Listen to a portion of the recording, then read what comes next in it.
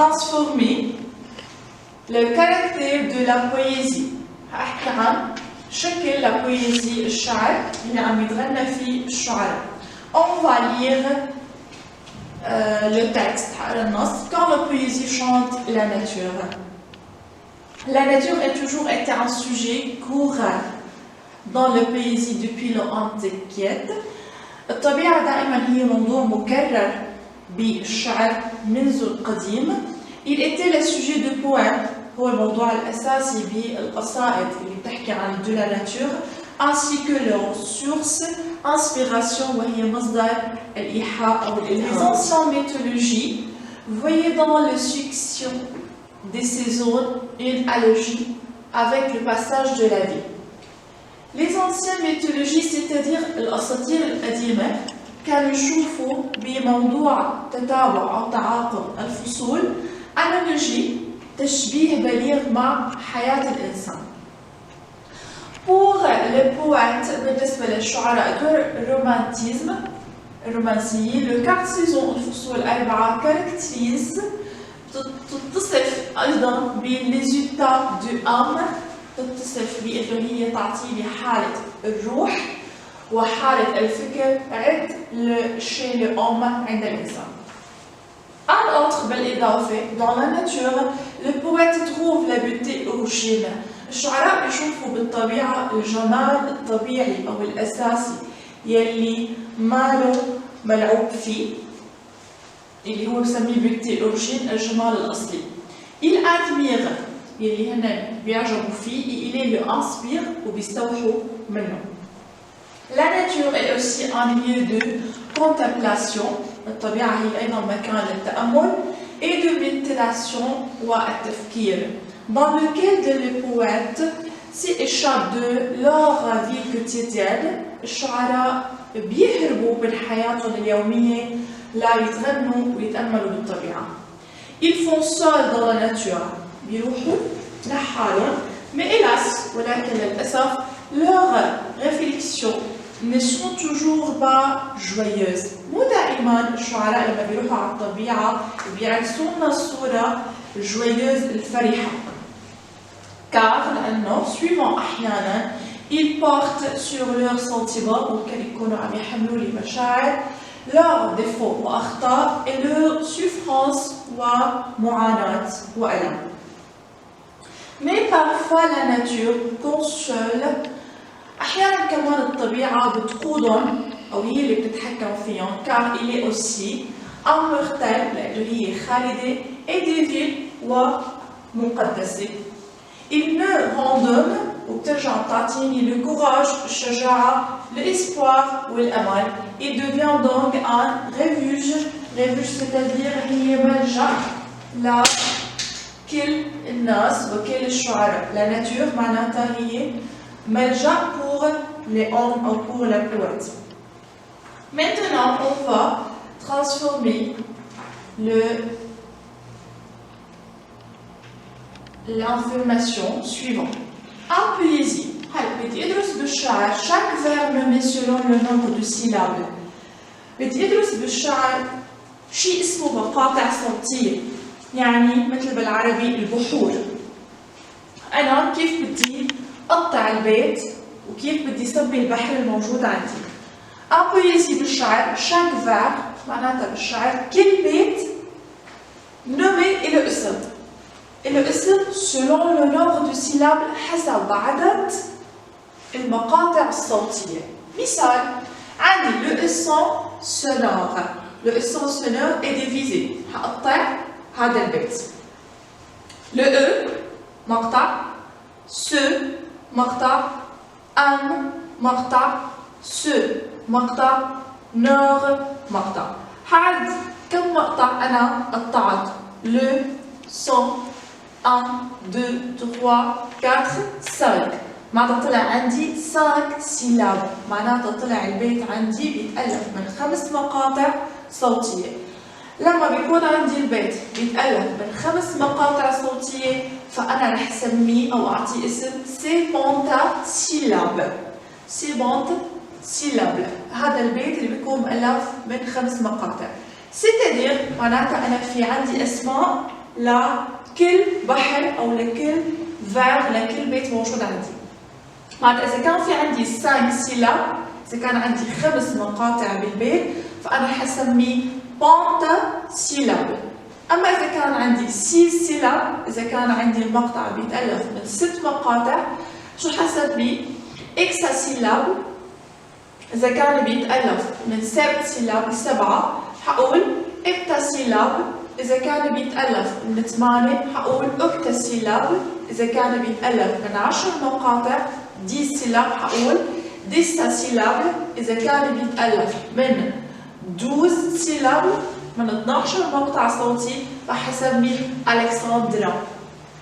هيك بيكون أنا عندي أسماء لكل مقطع أو لكل بيت. معناتها أنا مثل بالعربي حيكون في عندي مقطع حقطعه لمقاطع صوتية، حعد كم مقطع حيطلع معي حسميه حسب عدد المقاطع الصوتية اللي طلعت معي.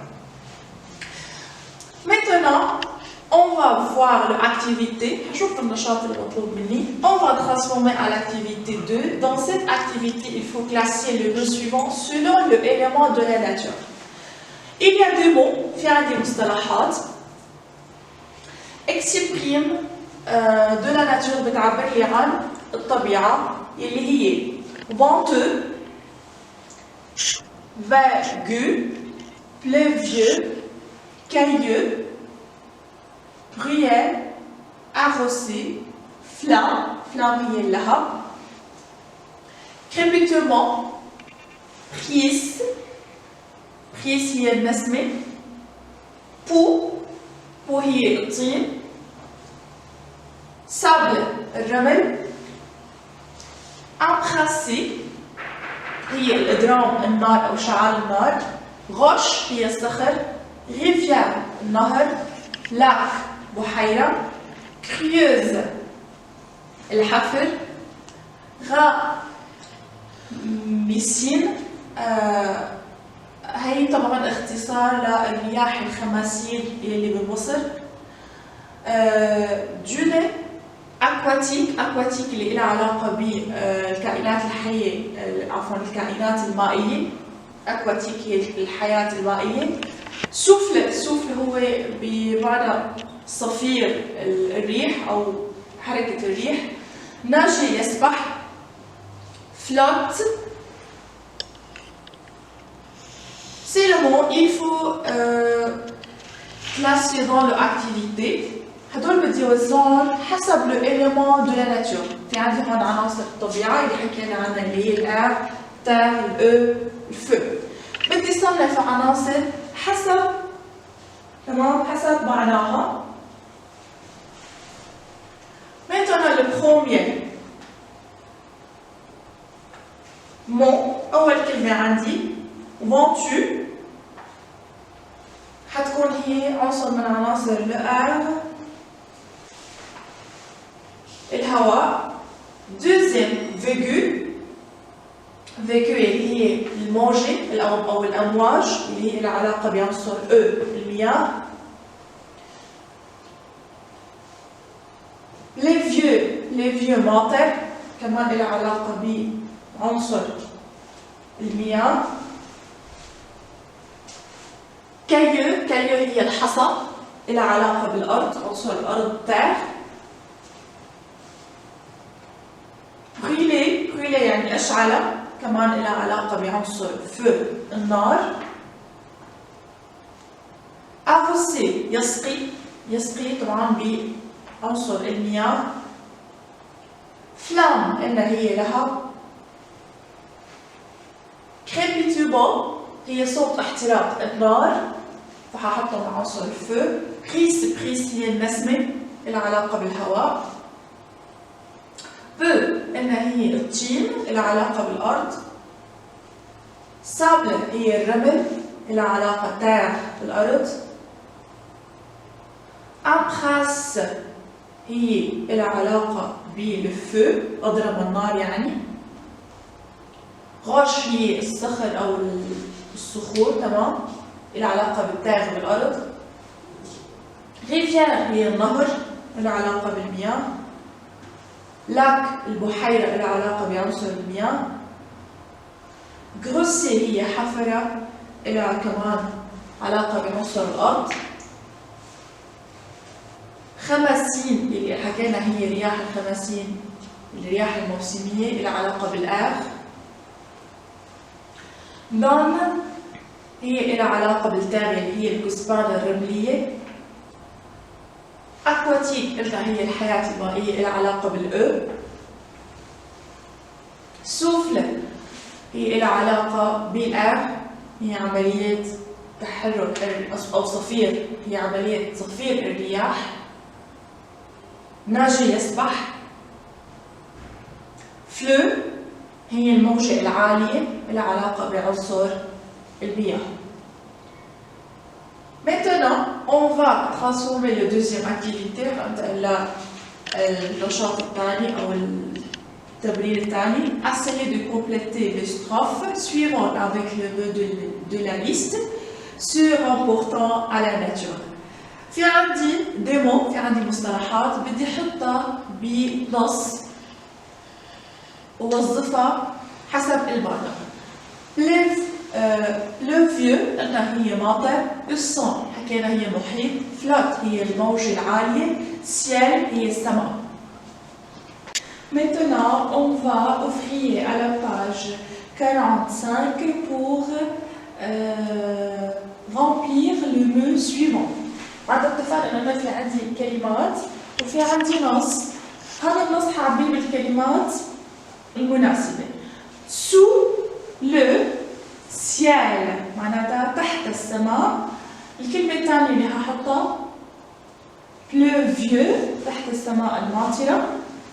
noyer des brumes salées. brume c'est-à-dire الضباب. devant les essaims كلمة مناسبة للإصابة أمام المحيط. بال هو المحيط الشاحب اللي بيعطيني لون المرهق. assis sur les ailleurs, seul et loin de tout, se songe u clapotis du flotte dans le concernant hurlant des meurandes raflées. Les mots linguistiques الكلمات الجديدة اللي أنا طلعت عندي اللي هي البروم مرادف إلى برويارد هي الضباب.